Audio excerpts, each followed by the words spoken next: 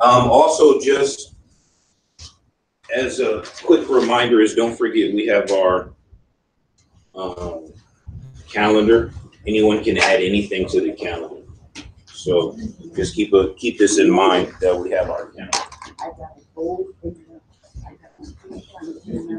All right. That's always the case. You get a little something before you get better. Let's start our Bible study as we deal with this burnt barbecue smell.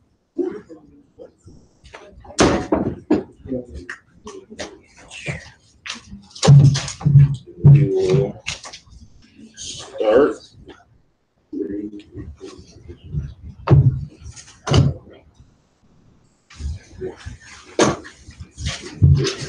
All right, lesson 13, Ruth and Boaz. We talked very, very briefly just during this men's meeting quickly about the book. So next week I'll have the book for Brother David, and we'll spend the next couple of weeks making the smaller books. Remember we talked about this for those who were in class last week. These, we have 2 left. You can have these because we're only on the last 13. So I would bring them if you have some members who don't come or can't come that want a book, give them a book.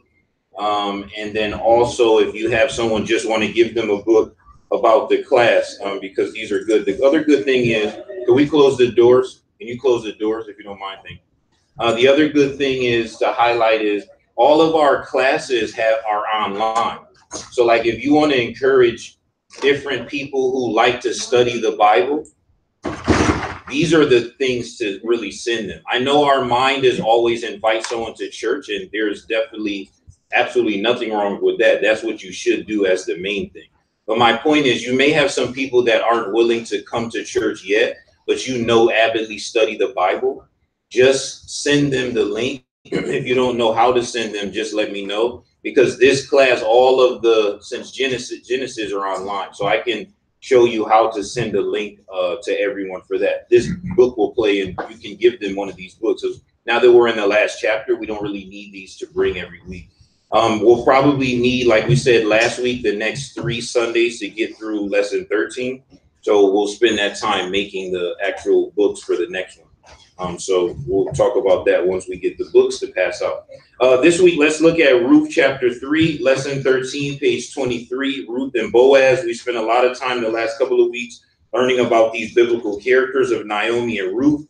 Don't forget that Naomi is the mother-in-law, and Ruth is the daughter-in-law. Also, don't forget that Naomi is the one who is an Israelite, and Ruth is from what country?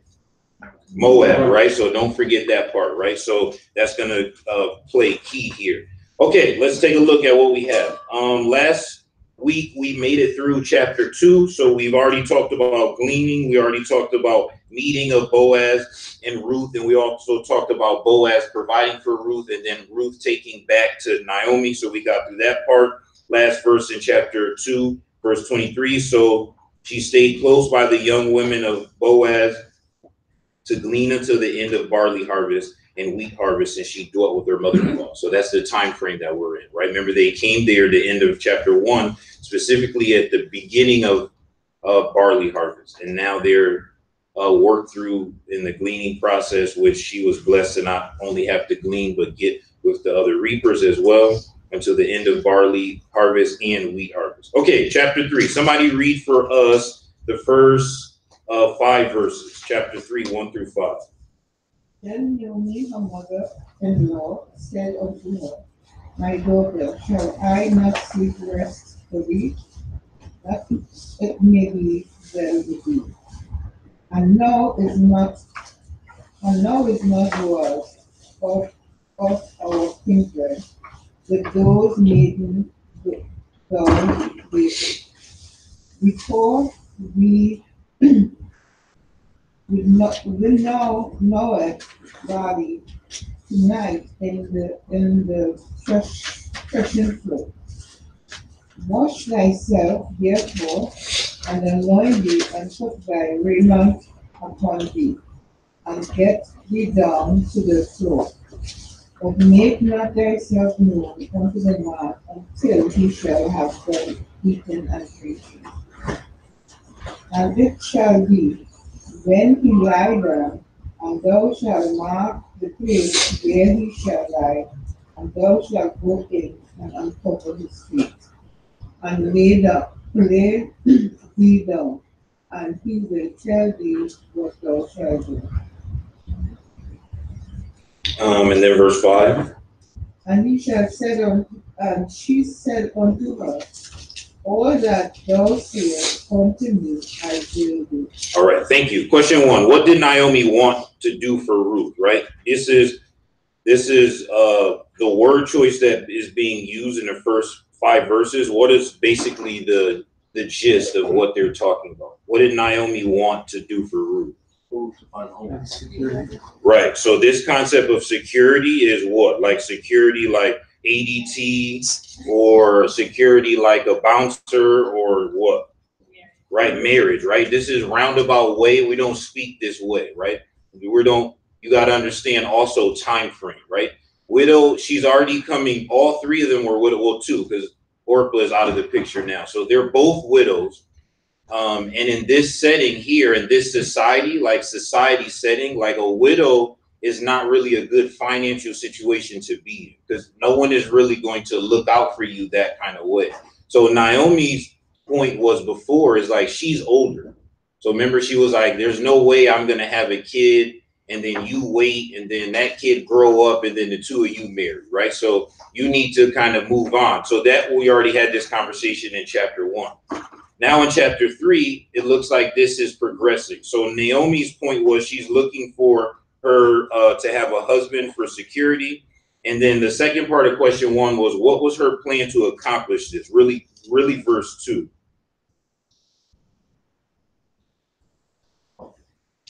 She saw how Boaz kind of took Ruth in a little bit. Okay. So she suggested and told Ruth to go leave the side of while he was sleeping, so that he may find favor on her and to pretty much try to take her off. Right. Yeah. And her point was, isn't he also our kinsman? Right. So she's weaving these things together. I see he's kind of taking a liking to you. He was nice to you. He was nice to us. He's our kinsman. This may really work out all together in our favor. So that was just the reason why I highlight 2 is depending on your translation for verse 2, it may sound like it's saying he's not the kinsman, but he is. Remember when we went back to verse 1 of chapter 2, Naomi had kinsmen of her husband and a man of great wealth of the family of Elimelech, and his name was Boaz. But again, depending on how your translation, the wording for verse 2, the way she's asking a question, she's asking like, and isn't he our kinsman, or is he not our kinsman, like as a question. So she's not saying that he's not. So just to highlight that in terms of to avoid any confusion. Okay, so that's a good point. So we're looking at this in terms of Naomi looking out for her daughter-in-law. This is not a new conversation, just to bring back home that point. They already had this conversation in another way in chapter 1, but now this is very specific, right? Before it was hypothetical. Now they're looking at a very potential suitor for Ruth. And anyone with eyes can see probably by now that Boaz has some affection or affinity for Ruth, right? So this is something to just keep in your mind. Okay, any other questions or comments on question 1? We move on. All right, question 2. Was there something indiscreet or unwise in Naomi's advice to Ruth? And I'll just read both, because you may want to answer it together. Do you see risks to which Ruth was subjected in this plan? Explain. Was there something indiscreet or unwise in Naomi's advice for Ruth? Do you see risk to which Ruth was subjected in this plan? So Ricardo broke the ice. Just, you didn't want to say. He said what? She said, go in, lay next to him, right? Take his shoes off, get comfortable, and then maybe he'll take you as your wife, right? So do we see anything indiscreet or unwise? I like the word choice being used here. Yes. Oh, sorry. Go ahead, sister. You go first, then we'll go around. I think there was some indiscreet and seemingly unwise information she was given, right? Because she's saying, Don't make yourself vulnerable. Don't lie down next to this man. If anybody should see, they're going to consider you a loose woman. Yeah. If he says, no, I'm not interested, then your reputation is damaged. Yep. So that's both indiscreet and it could be unwise, at least to the regular eye. True. But the other thing I want to say, and we want to recur, is that sometimes great risk is necessary for happiness and for us to succeed in whatever it is that we're doing. As a Christian, sometimes we consider it risky depending on what we're doing, but even to take a chance on a man like this, great risk is necessary. You have to make yourself sometimes vulnerable to get a reward. Yeah, two things to highlight from that, right? First is, remember, this is why I said earlier, I kept bringing home the point that she is a Moabite. So like this risk is huge. Plus she's poor. Remember, I just talked about the financial status of widow. This guy have a lot of money. This could go wrong a million ways, right? So when you talk about risk versus reward, like this is a big gamble. This isn't just like, hey, I see a cute guy across the way. I don't usually talk to guys. They come to me. I'm going to take a risk and go over there. That's really not a risk, right? So a risk is this, right? Because if the guy is like, no, I'm not interested, you're not going to be heartbroken, I hope. And nothing is going to happen to you in terms of society, right? The DJ is not going to stop the music and be like, hey, this girl came over here and wanted to talk to this guy and he didn't even like her. And everyone busts out laughing, right? This is way bigger, right? This can blow up. So that's a good point to make there. And then also in terms of what Sister Nadine was saying about why it was unwise could be the portrayal. Now, nowadays, what she said don't matter because you have people famous for what she said. Nowadays, if I went on Instagram or Facebook and typed out what Sister Nadine said, people on my timeline comment and say, what's the big deal? Because we live in different times. So people become celebrities off of loose living nowadays, right? People will have a goal in their mind to go and seek out different celebrities, male or female, sleep with them, and then go to a publishing company and say, hey, I slept with 5 or 10 men or women or both men and women, so let me get $1 million for a tell-all book. Then somebody will give them money. So they have the purpose in their mind for that end game, and then society as a whole will celebrate those people, right? Those people and now they're famous just for being famous, and then they start getting business deals, endorsement deals, blah, blah, blah. So this concept of loose living, even that word is very old. If you left outside of this room and start going down the hall talking about, hey, we talking about loose living in there, people would be like, what is that, right? Because we don't really talk that way as a society, but it's important to see and to understand, especially parents. It's important to understand how different things are. And for parents, like, listen, your mind of dating, I can promise you no one dates that way. This is no disrespect, but anyone in here with one gray hair on your head, the dating is not that way. Whatever you're thinking is not that way. Dating now in middle school and elementary is extremely casual. There is no shy. There is no indiscretion. So when you start talking about sending pictures of body parts, dating multiple people at a time, things that may have been taboo to you, a kid, I'm talking about 10 years old and up, and the world that they live in would be like, what is wrong with that? So you have to understand this kind of section of scripture and where we are in this part of the world is literally like night and day. Like some things you can say, oh, we kind of do the same thing now, just different terminology. This, again, outside of a church setting, but in this setting we live in, wow, this is very, very far away. So just to highlight that. And then also I think is important to highlight, there's an old saying, people start talking about your glad rags, right? In verse 3, she said, put on your best clothes, right? Don't go, I mean, we don't have much, but you got to find your best garment and go down to this threshing floor. So they had a full out plan. Okay, we'll circle back. Ricardo and then David. I was going to echo what Sister Naomi said. Pretty much, she was putting her reputation on the line. What's going on in the next few verses that Boaz already considers her to be a noble woman. So by doing this, she was putting her reputation on the line because if he turns her away, then she's the rest of her life would be and pretty difficult at that point. And then in terms of what Naomi told her to do, at that point she had to take a risk because she was already poor, she was already in poverty, and Boaz's job was guarding the leader, so that was his role. And so if he found favor in to take you in, then that's great. And so she had to take a chance to make that decision. So hopefully he finds her to take her in. Good, David. I was just kind of following up with Ms. Nadine's point, just saying that Ruth did not followed up on the advice, as in when wise wisdom comes to you, even if it's risky, you still follow through with it. Especially with all the risks that she's already taken, she committed to it, not backing out because now it involved you putting yourself out there by yourself, right? And now it's not, you're not going out with somebody else, you're just going out on your own, putting yourself on the line. Good. Okay, I'm gonna write this down and forget to come back to it. I'm gonna once we read all of the 18 verses, the risk part will come into play more 6 through 18. So there's a couple comments I'll circle back for that. So I just wrote this down so I don't forget. Okay, any other thing on 2? We're gonna do 3 before we read the rest. But anything else on 2? Yes, Sister Donna first, then you, bro. Okay. So one of the things I wanted to say was the obedience that Ruth had in listening to Naomi. And sometimes you have to look at the risk and the benefit and see if the benefit outweighs the risk. In this particular case, Ruth had nothing to lose, right? She was already poor, and Naomi didn't have anything to lose. Naomi was up in age, and her only concern was securing a future for Ruth.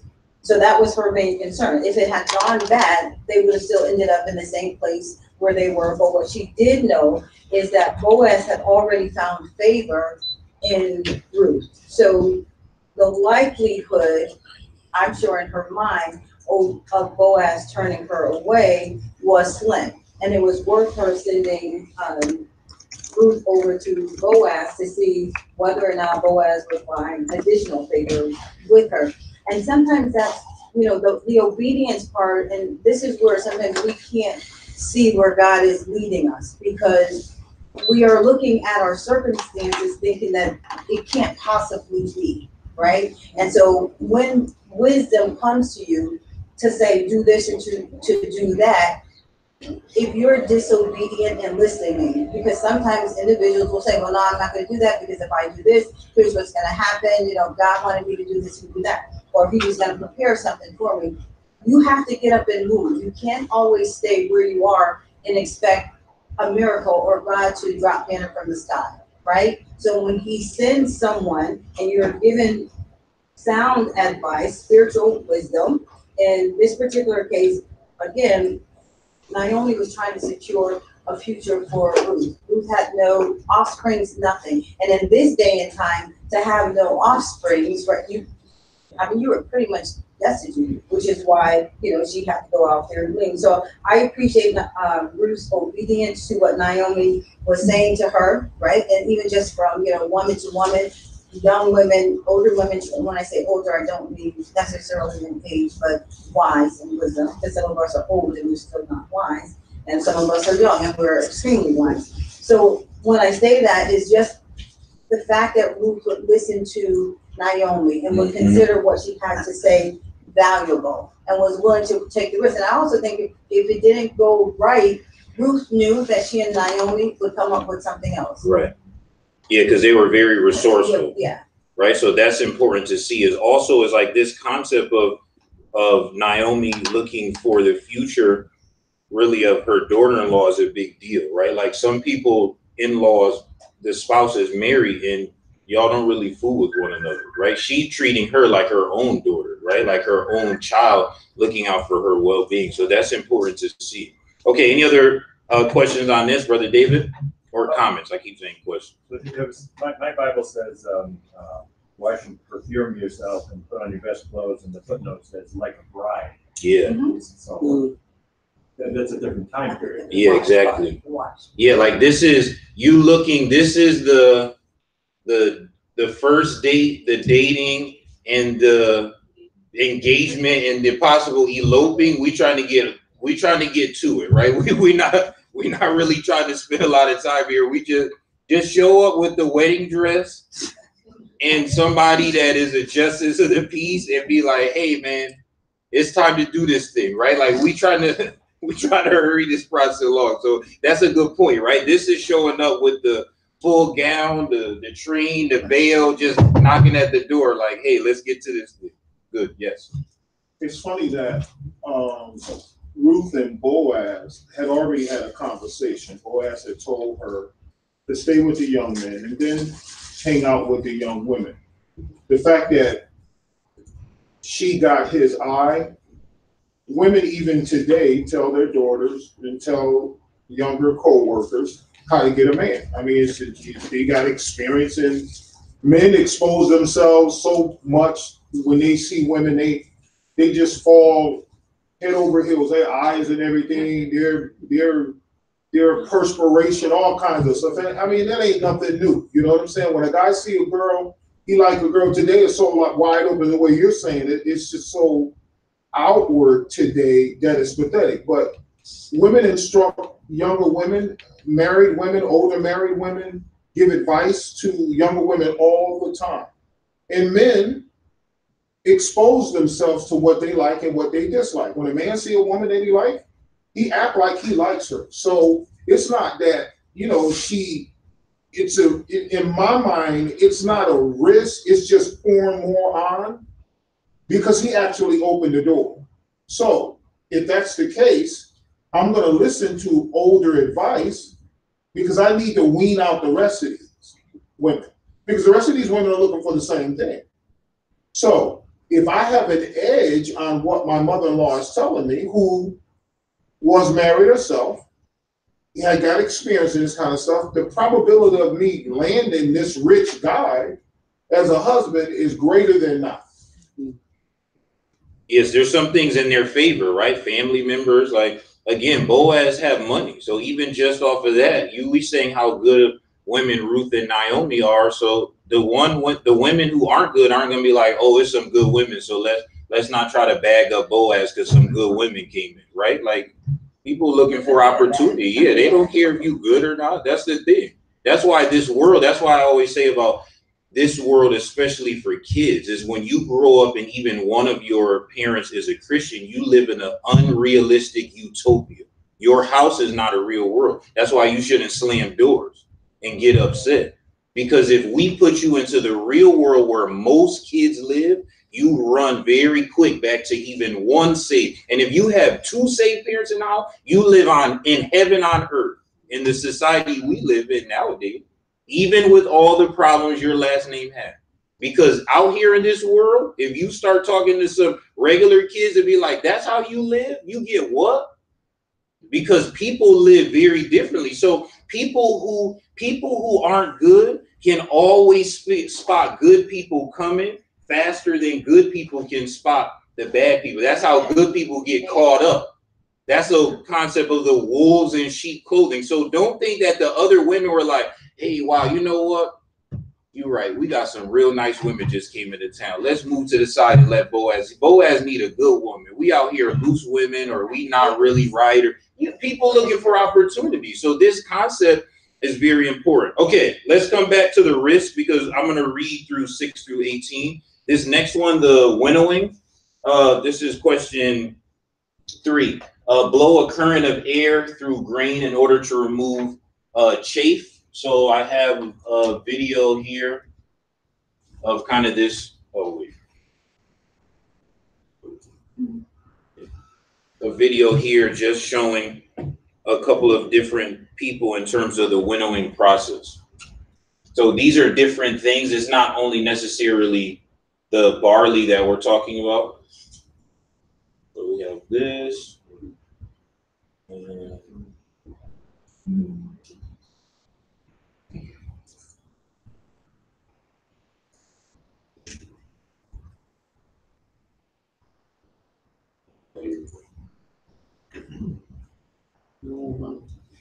See, we don't need this part. We need this part. So this is obviously Ruth, Boaz. They didn't have this. If they seen this, they say, well, this mad easy, right? So they didn't have this part. That's why I showed the first lady. And then this one is like, we don't need the audio here, but it's basically showing you this. See? Again, if these women see this guy here, right, they're gonna be like, oh, that's cheating. That's easy. Right? So just for this. Okay, any comments on winnowing before we go to 4?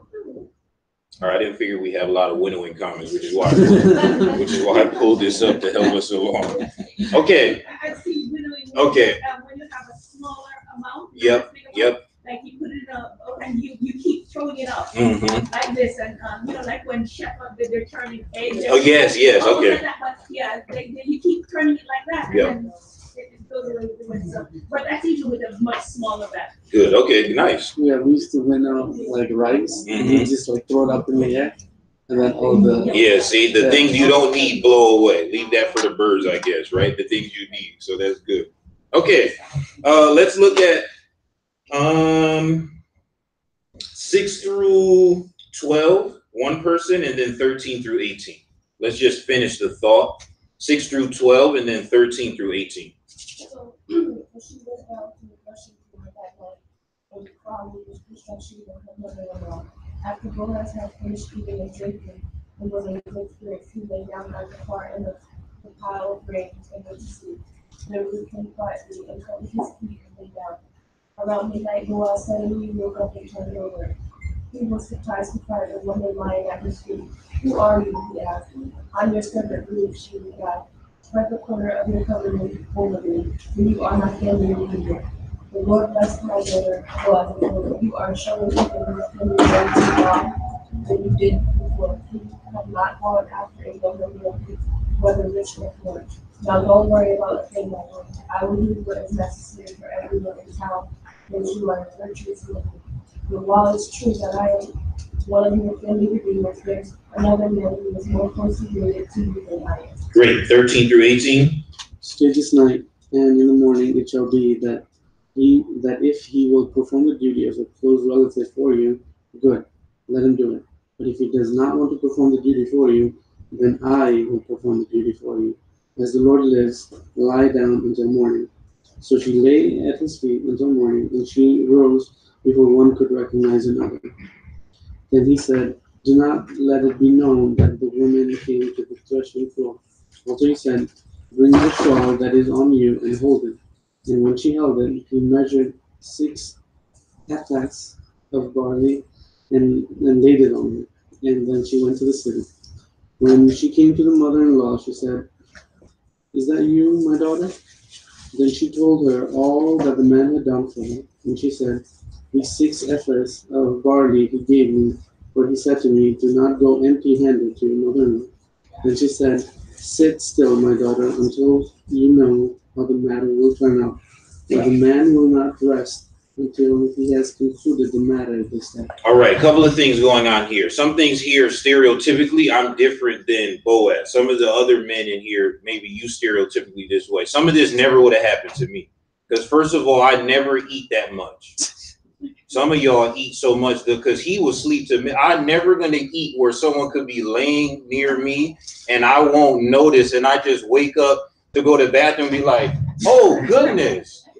But some of y'all, this could easily happen, right? Some people sleep anywhere, right? I don't sleep anywhere. Some people will sleep outside anywhere. They'll fall asleep. So a couple of these things may be comical to some of us on personality, but some of us could be like, oh, this really not that comical because I could see kind of this sort of thing happening to me. So this is important to see this structure because this is what I was saying about the risk and why I thought it was so interesting about the word choice that our book's author used in too, indiscreet and unwise, because this is where we're going to talk a little bit about perception versus reality.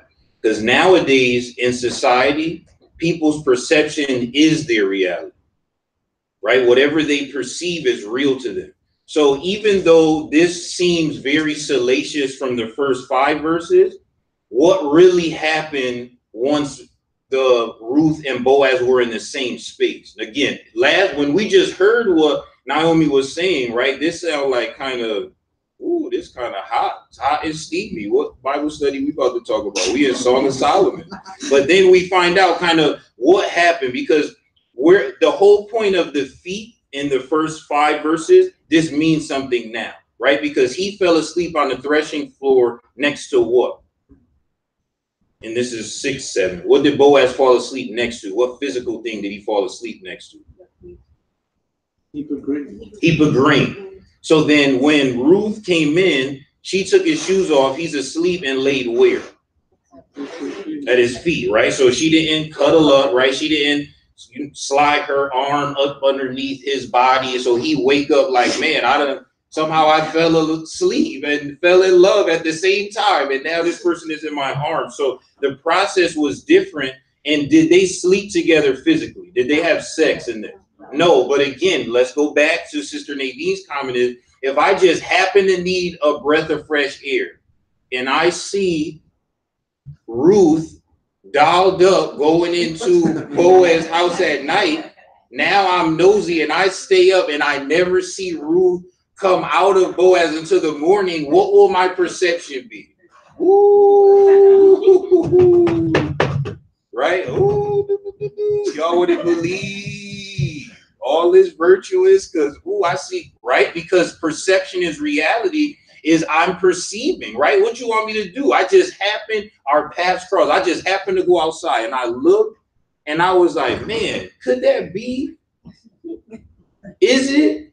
Ooh, and remember, you don't need cell phone for things to travel, because it would have just as quick as it traveled now, it would have traveled then, right? So this is what I'm saying about perception is this is a story that we could relate to in modern time, because this would have got out quick, like, ooh, you wouldn't believe. Now, inside the house, they talking about they say someone who is more virtuous than the other. Oh, that's cute, but that's inside the house. We outside the house, right? We not inside. So we just looking, and it could be perceived. That's why I said, if you go back, now this question, you may see this could have been bad, right? We said this could have went bad a million ways. It could have went bad not because of something of Boaz and Ruth, but something communal. Now, again, nowadays, backlash from society or local neighborhood doesn't matter as much. But in this time, this could have been bad for everybody. So I just wanted to highlight that. Okay, let's get into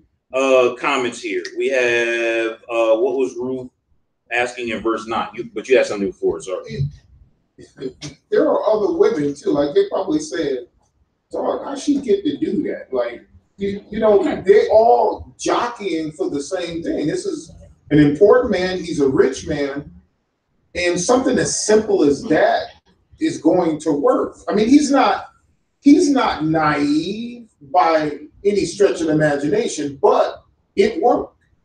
It worked. You know what I'm saying? He was already interested in her, and I don't know what it's like to come out of a dead sleep and see a beautiful woman all dressed in a wedding gown. You know what I'm saying? I mean, but it worked. It worked. I don't know how he went to sleep. I know he was drinking and being merry, and he was full gluttony and all that. And I guess when all that wore off, he opened his eyes and bam, hot out. You know what I'm saying? And there was nothing else for him to think about or think past that, because there's no other young woman that went that far for his affection. And hey, look, you know, wow. I mean, let me pay a little bit more attention to it.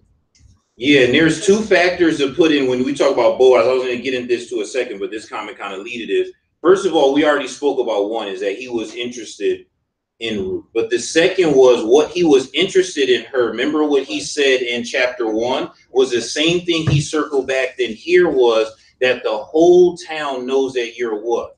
Virtuous. So the other women never would have got his attention. Just like women speak of this all the time, like a guy, and you know that someone say, especially be your mom, you know why you don't like so-and-so, but you really don't want to say, well, I'm not attracted to them. That's facts. But you really say that person is ugly to me, but you want to be nice, or you say, oh, they got a nice personality. Someone tell you got a nice personality, that's a nice way of them telling you to what? Beat it, right? This is just facts, right? Same thing is for guys.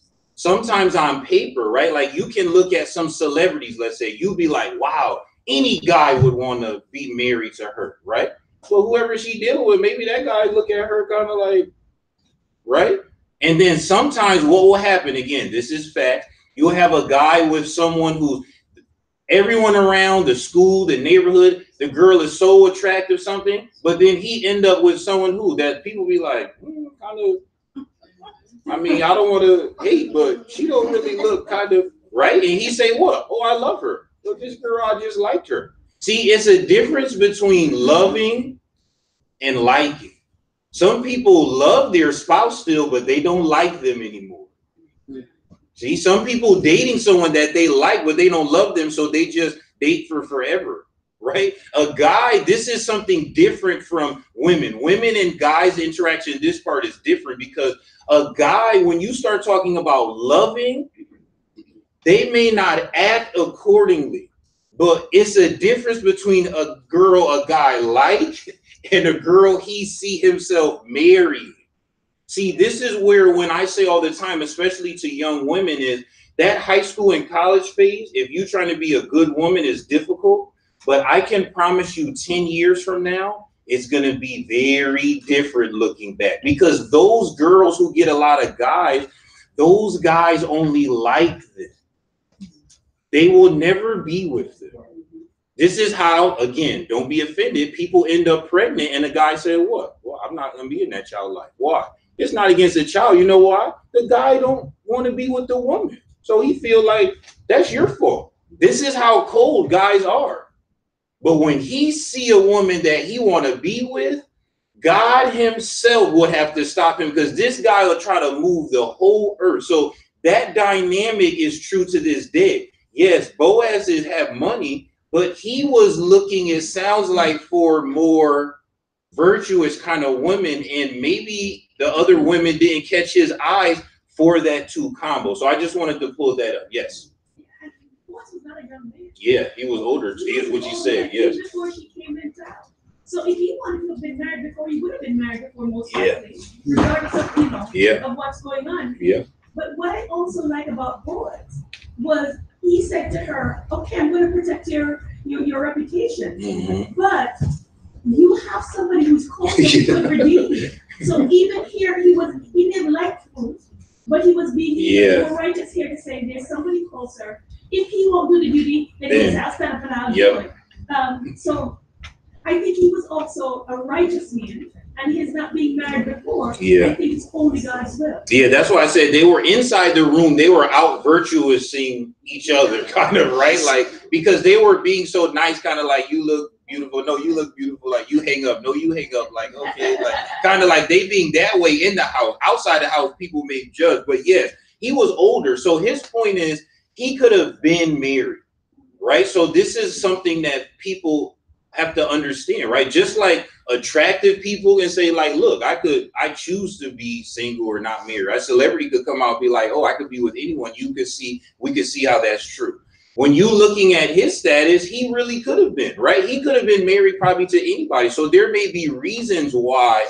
This is why I was forgot to mention this before, but to say, like, when we start talking about the risk and all these things, is make sure you match up some backstory before you just after today, tomorrow, we got to bail you out because you snuck into somebody's house and put on a wedding dress or a tux and fell asleep at their feet, right? That's probably not a good idea. So when we start talking about advice, especially older people, right? You need to give advice that's rooted in something. Older people, this is no offense, but older people would be like, oh, this person go to church and that person go to church. Y'all could get together. This person got black hair and you got black hair. You should get to, again, I see it all the time. So don't say, especially Christian mothers and fathers, especially Christian mothers. You just be picking, oh, this person got two teeth that's cute in the front. No.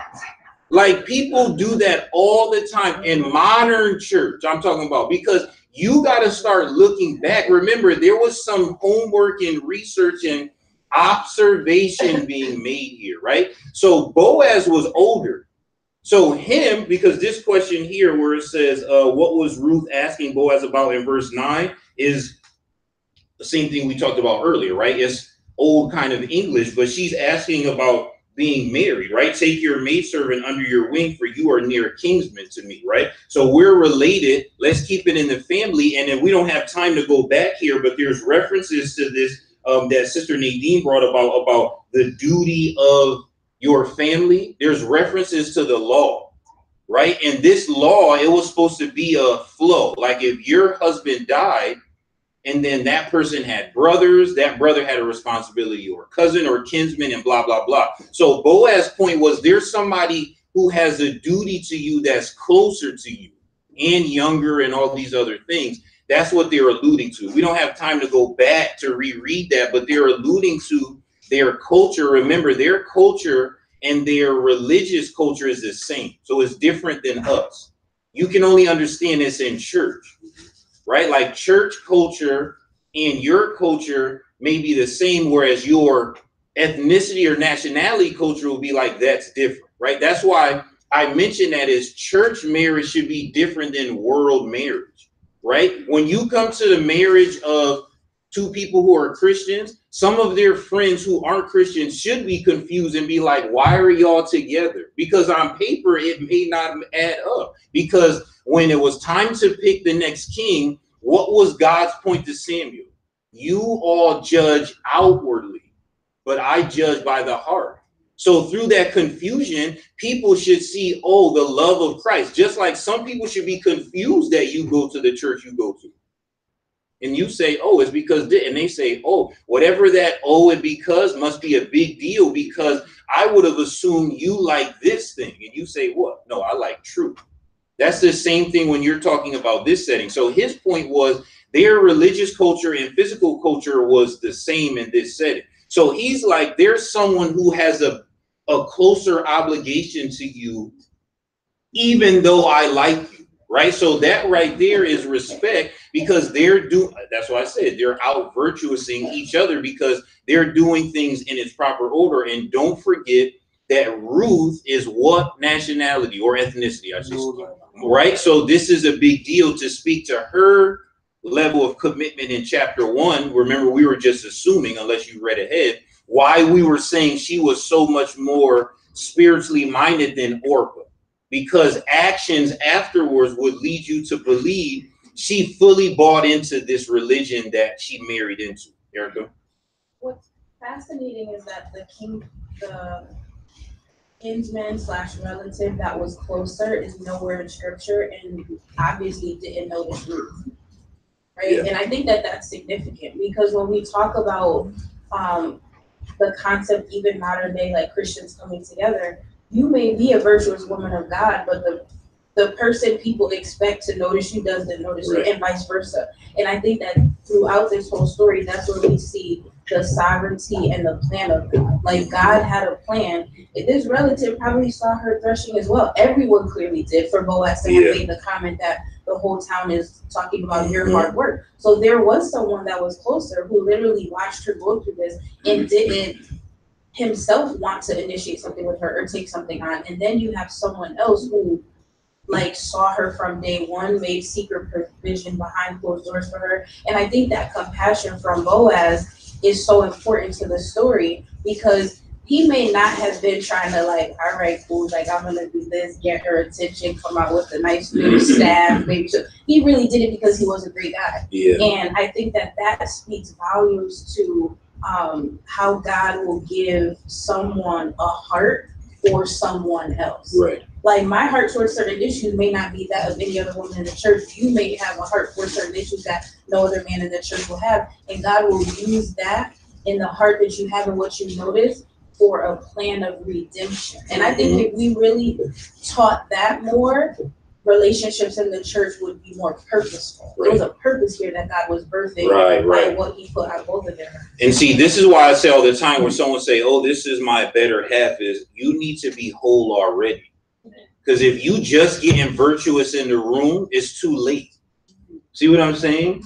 Like, especially in modern times, this is why I always put so much emphasis on the parents, because a child had to be raised. So however I came out as a foundation, they have to take responsibility for it. That's just how life works. I'm not a parent, so I can only assume how difficult that is, but that's how life works. If I get in trouble, the society will look at them. Am I lying? So that's how life works. People gonna say, what's his or her last name? So when you start talking about marriage, this is why I was saying about Christians. I'm not talking about the world. Christian mothers and fathers, have you prepared your child for marriage? Your child is a combination of both of y'all, the good, and the part you don't want to say is the bad. So sometimes your child is that way because you are that way, and your spouse be telling you that, right? Sometimes your spouse be like, they yelling because why? You yell. So when you start talking about marriage, don't just be, oh, hey, that's why I say, oh, you know, these two, you know, this person is good for my daughter, or this good for my son. Maybe your son or your daughter not good for somebody. Right? Facts. Maybe the person say, the other family be like, you must be blind if you think you trying to give your kid to my kid. That's your job. That was your job. So when you start talking about getting someone ready, that concept is lost because the way we view dating is different in terms of society. But you should be preparing your child to be spouse ready. That's why I say all the time is when you go out into the world, again, society has changed. This goes for males and females. But I always get on males is males need to be able to do something. When I got to college and people didn't know you can't put white and color clothes together, then I laughed at them because I have been washing clothes since a kid. So it didn't make no sense to me that even though our dorm was all boys the first year, that they would be thinking, oh, my mom did my laundry because my mom didn't do my laundry. So that didn't make any sense to me. It didn't make sense to me when they were hungry all the time. Why you can't make something? Oh, I don't know. I never had to. That didn't make sense to me. Why? Because I was raised different. This is the part we miss. When people come together, some of the conflict is because the two of you were raised different. So she may be looking at the guy, be like, why you act like that? The guy's saying what? Or he may be looking at the girl like, why you acting like that? Boaz was raised way different. If she would have came into somebody's room nowadays, if she would have came into some of my friends' room, this story would not have went this way. But she went into Boaz's room. Boaz was looking out for her best interest, even though he noticed her. That's very rare. But Boaz was ready to meet Ruth, and Ruth was ready to meet Boaz. Why were they ready? Because if you stay ready, you don't have to get ready. Some of us miss our lifelong blessings because we're not ready. New job opportunity come around and you're not ready. Now you're talking about going back to school, higher education, coming to work on time. You missed it. So when we look at it that way, look at it from that point of view. Yes, Dad, go ahead. Oh, no, okay. So anything else? Yes, I'm sorry. So when I look at Boaz, first, I will say that he found Ruth to be a virtuous woman, which I think is a wonderful thing. I also know that he realized that he was old, like he was just right? He was older. And so in knowing that, and so when you ask why he went to sleep, I mean old and food, yeah, it makes sense. It makes sense, right? That he fell asleep. Boaz is an old name too, so he probably was an old soul. Exactly, right? So he just fell asleep. He was old, he was old, he went to sleep. Yeah, but what he did realize, being an older man, which I'm sure also a wise man, was that he noticed her being a virtuous woman. Yeah. Right? He also noticed, and think about it, in his age, he says, you have a kin, a relative that's closer, right? And that person may have been a lot younger, right? So he's thinking wisely, right? That might be the best fit for you. But however, because I have compassion on you, found favor with her, didn't want her to be out in the street, he was willing to assume a responsibility that he probably didn't think about, right? Because if he wanted to, and I don't think he went into this thinking, oh, I see this woman, over there in this deal, she's leaning, I can't favor with her, I want to marry her. I don't think he thought that. I I think he thought she was virtuous. He could have, if he wanted to get married for the sake of, he could have married someone. But again, I think he went back into his wisdom. He's an older man, wasn't on his mind, knew she had a relative, was willing to consult with that relative first. And then if things didn't work out, he was willing to step in because he had compassion on her and did not want her to be alone. He wasn't looking at her so much outwardly, right? And so today, it's all about, it's a physical thing. Yeah, right? sexualized. Yeah. And men and women, it's all physical. What does he look like? What does she look like? And sometimes, I mean, they're just not virtuous people, right? That our young people, older people, single people are looking at, but they just like what they see on the outside, right? God prepared, and this is where this is truly a heart condition, because God prepared his heart regardless. And hers, because she just said, I don't want an old man, right? Yeah, she could. Yeah, we may not have got to verse 6. Right. Yeah, she could have I don't got want 5. that. But she was willing, again, I think it's a heart condition that God prepared her heart as well as Boaz's heart. So sometimes it's not, we look at things very differently today, but God always has a plan, and we should look at what God's plan was and not try to circumvent that by what's happening in our world today. And he was so nice, right? She stayed and he gave her something to take away. So that's a good point. Yes. Another thing about Boaz is that he is a descendant of Rahab, right? Yep. And so I don't know how much that colored his view of woman, and how much that pushed him to want to take care of her her reputation and all that sort of stuff. But I just thought it was interesting to know that this was who he descended from. Yep, right, because Rahab was what? Her LinkedIn profile would be what? Harlot. Wow, right. Harlot is old like Boaz's name is old, but a prostitute. People say down south, a woman of the night, right? She was somebody out in them streets, and she reckoned of a whole nation seen, godly people coming. So that is true. Like, again, from a guy's point of view, that is true. Like, the way he looked at the world, specifically women, comes back to the women in his life, right? So, like, he may have looked at this differently that don't jive with the other male and females of his day, right? He may look at it to be like,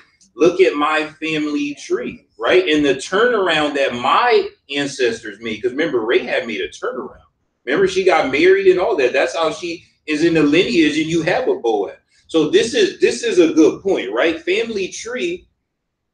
Family means more to some people than others. Some people, family is just a last name, but some people, they bring inspiration and motivation from the people behind them that paved the way. Not everyone is that way. It's hard to match two people up that don't look at family the same way. It's very hard. Yes. The man got a lot of money. Yeah, I came from another country, and my mother, we broke, we were starving. We get back here because the famine is over and food is. He had all the right things. And from Boaz's perspective, I got young men that work for me. I'm watching what everybody's doing. This is a window for Boaz. For men have windows.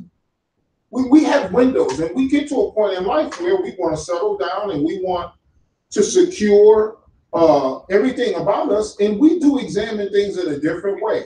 And I don't want some hot tamale marrying her, and I got young men working for me, and she running out here with people that I employ, and all this. A lot of things play into effect when it comes down to the way God navigated this relationship. Yeah, this is complex. It's very complex, and you can't say that she wasn't her or her mother-in-law wasn't talking about financially being secure. All parents are like that. I don't want my daughter to marry somebody broke. Yeah, that's a universal. That's just a universal thing. All fathers are like, they want something. If you're going to marry somebody at least that is equal to what you're doing, your income, your education, so you don't start off having a bad way. Money plays a big part in relationships. Sometimes the biggest. The biggest. Like if y'all don't have money, things going to start crumbling very quickly. He had everything going about himself. Y'all keep saying he's old.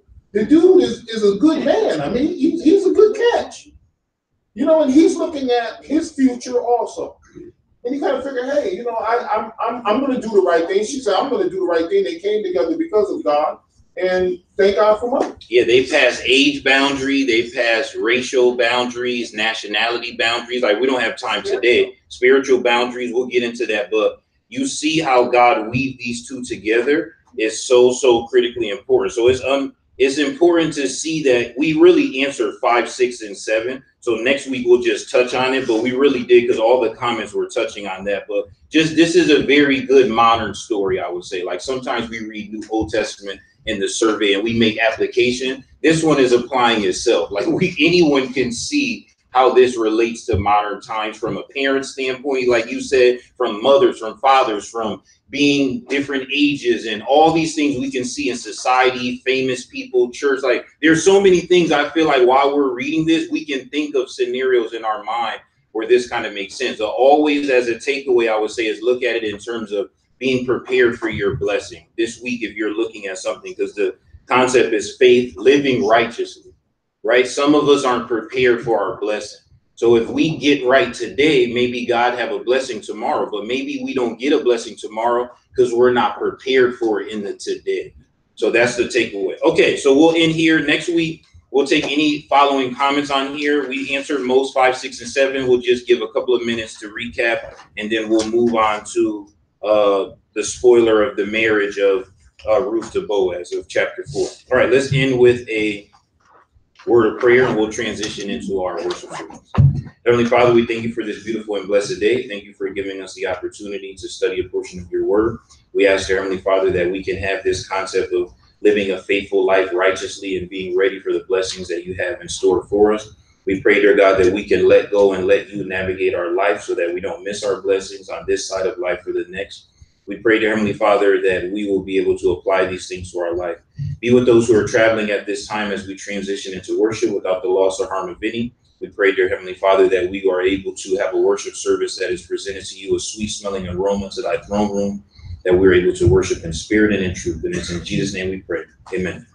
All right, thank you for all those who had comments and our Bible readers. Much appreciated. Don't forget, if you would like to have one of the books, we have 2 extras here. We'll only be going over the books the next couple of weeks. So you can feel free to take a book or give one to someone as a gift if you like. Thank you.